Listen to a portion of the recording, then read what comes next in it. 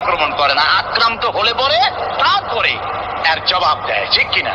দেখেন না, হযরত আলী রাদিয়াল্লাহু তাআলা আনহু ওই যে খায়বারের যুদ্ধে, সেইখানে কেউ খায়বারের এই দুর্গ মুসলমানদের হাতে আসে না, প্রতিদিন যুদ্ধ হচ্ছে, অথচ যুদ্ধে কোনো ফলাফল দেখা যাচ্ছে না। ফজরের এশার নামাজের পর হুজুর বলছেন, ও সাহাবীরা, আগামীকাল আমি এমন এক ব্যক্তির হাতে ইসলামের ঝান্ডা তুলে দেব যাকে আল্লাহ এবং আল্লাহ রসুল বেশি ভালোবাসেন, এবং তিনিও আল্লাহ এবং আল্লাহ রসুলকে বেশি ভালোবাসেন, আর তার হাতেই বিজয় হবে। হযরত ওমর রাদিয়াল্লাহু তাআলা আনহু বলেন, আমার এরকম পেরেশানির রাত জীবনে আর কখনো গেছে কিনা জানি না, আমি সারা রাত পেরেশান ছিলাম যে ওই ব্যক্তিকে আমি হতে পারবো। ফজরের নামাজের পর আল্লাহর নবী বলছেন, সাহাবীরা, আমার আলী কোথায়, তাকে দেখছি না কেন? সবাই বলছেন, হুজুর, হযরত আলীর চোখ উঠেছে, তাই জামাতে শরীক হতে পারেন নাই। হুজুর বললেন, তাকে নিয়ে আসুন। দুজন সাহাবীর কাঁধের উপরে ভর করে হযরত আলী এলেন। হুজুর সাল্লাল্লাহু আলাইহি ওয়াসাল্লাম তার মুখের থুতু মোবারক নিয়ে হযরত আলীর চোখে লাগিয়ে দিলেন, সাথে সাথে আগের থেকেও ভালো দৃষ্টিশক্তি সম্পন্ন হয়ে গেলেন। সুবহানাল্লাহ। তো এখানে রাসূল পাক সাল্লাল্লাহু আলাইহি ওয়াসাল্লাম তিনি হযরত আলীর হাতে তরবারি উঠায় দিলেন, জুলফিকার, বললেন, আলী, তুমি যাও, আজকের ময়দানে সেনাপতির দায়িত্ব পালন করো। হযরত আলী তরবারি হাতে নিলেন। ইসলাম আক্রমণকারী যে না, সে কথা বলতে আমি এই কথা নিয়ে আসছি। হযরত আলী গেলেন, যায় মুরাহহাবের সামনে পড়েছেন। মুরাহহাব হলো, হাদিসে এসেছে, মুরাহহাব হচ্ছে কাফেরদের নেতৃত্ব দিচ্ছে। মুরাহহাব বলছে, আলী, তোমাকে আমি কিন্তু ভালোবাসি, তুমি আসলে কেন? তোমার প্রতি আমার একটা সফট কর্নার আছে আমার অন্তঃকরণে। তুমি তোমার ছেলে মেয়েকে কি এতিম বানাতে চাও? তোমার বউকে কি বিধবা করতে চাও? আমি তো সেই বীর যে আমার সামনে এসে কেউ কল্লা সাথে নিয়ে যেতে পারে নাই। সুতরাং তুমি যদি ওদেরকে এতিম আর বিধবা করতে না চাও, আমার সামনে থেকে সরে যাও। হযরত আলী বলেন, মুরাহহাব, তুমি কাকে ভয় দেখাতেছ? তোমার তরবারি এই সমাজের কিছু কাফেরেরা ভয় করতে পারে, তুমি কি আমারে চেনো নাকি? তুমি কারে ভয় দেখাও? তামাম পৃথিবীর সমস্ত কাফেরদের উপরে আল্লাহ রাব্বুল আলামিন আমাকে পাক বানায় পাঠিয়েছে। তরবারি দিয়ে প্রমাণ হবে। মুরাহহাব বলে, তুমি আঘাত করো। কয় না, আক্রমণ তো করবো না আমি, আগে তুমি করো, আমি প্রতিহত করব। আক্রান্ত হলে পরে তারপরেই জবাব দেব। এরপরে মুরাহহাব আঘাত হানতে লাগলো। হযরত আলী সমস্ত রণকৌশল দিয়ে আঘাতগুলি তিনি ফিরিয়ে দিতে লাগলেন। এরপরে হযরত আলী বলছেন, মুরাহহাব, এবার তৈরি হও আমার আঘাত সহ্য করার জন্য। হযরত আলী জুলফিকার তুলে আঘাত করলেন। এক আঘাতেই দেখা গেল মুরাহহাবের মাথা থেকে শুরু করে শরীর টুকরা হয়ে গিয়া হযরত আলীর তরবারির মুঠা পর্যন্ত মাটির ভিতরে গেড়ে গিয়েছে।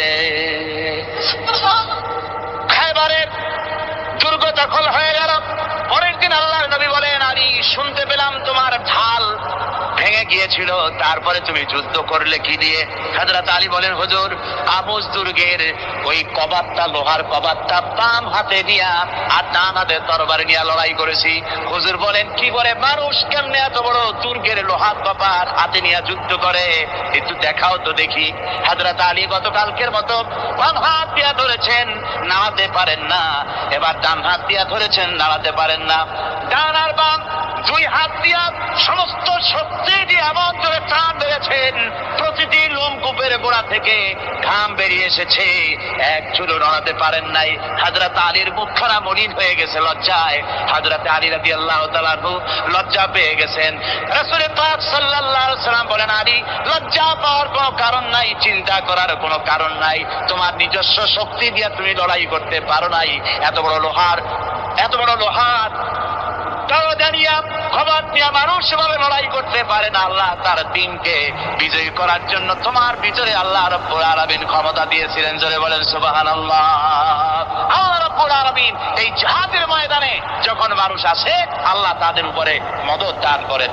আমার বন্ধুগণ, আল্লাহর দ্বীনকে জমিনের উপরে প্রতিষ্ঠিত করার জন্য যদি আমরা আজও যদি ঐক্যবদ্ধ হই দ্বীন কায়েমের জন্য, তাহলে আল্লাহ রাব্বুল আলামিন আমাদেরকে মদদ করবেন। আল্লাহ পাক কোরআনে কারীমের মধ্যে বলেছেন, ওয়া কানা হাক্কান আলাইনা নাসরুল মুমিনিন।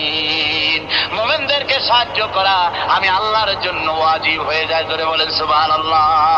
মুমিনদের জন্য সাহায্য করা আল্লাহর জন্য কি হয়ে যায়?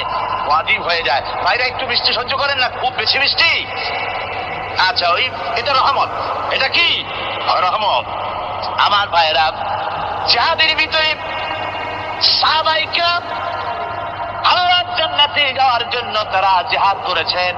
তারা দেশ দখলের জন্য জিহাদ করেন নাই, দিন প্রতিষ্ঠার জন্য লড়াই করা ফরজ। দিন প্রতিষ্ঠার জন্য লড়াই করা কি?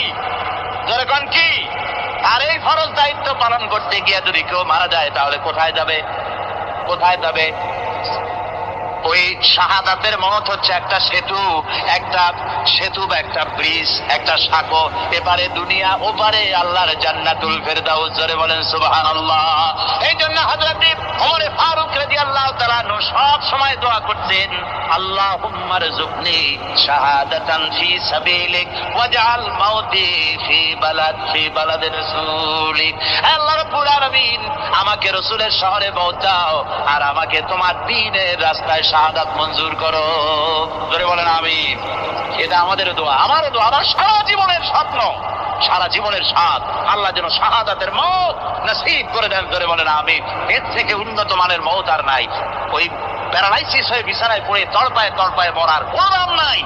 দুনিয়ার বুকে বিড়ালের জিন্দিগি বছর করার 500 বছর বেঁচে থাকার দাম নাই। সিংহের মতো 1 সেকেন্ড বেঁচে থাকার দাম আছে, ঠিক কিনা? আর মওত, প্লীহা, যকৃত, typhoid, paralysis, diabetes, heart attack, kidney পচে যাওয়া, হাবিজাবি মওতের চাইতে আল্লাহর রাস্তায় জিহাদ করে শাহাদাতের মওত সর্বশ্রেষ্ঠ মওত। জোরে বলেন সুবহানাল্লাহ। আমার ভাইরা, রাসূলে পাক সাল্লাল্লাহু আলাইহি ওয়াসাল্লাম তিনি মদিনা মুনাওয়ারায় এসে প্রথম যে জিহাদের সম্মুখীন হলেন, ওইটার নাম কি? কোন জিহাদ? বদর। কোন জিহাদ? বদরের জিহাদ। সেই বদরের মাঝে জিহাদের জন্য রাসূল সাহাবীদেরকে তৈরি করতেছেন। তো আপনারা চিন্তা করেন বিষয়টা, জিহাদ করতে হবে। এই বদরে সাহাবীরা জিহাদ করবে কাদের বিরুদ্ধে? নিজের বাপের বিরুদ্ধে।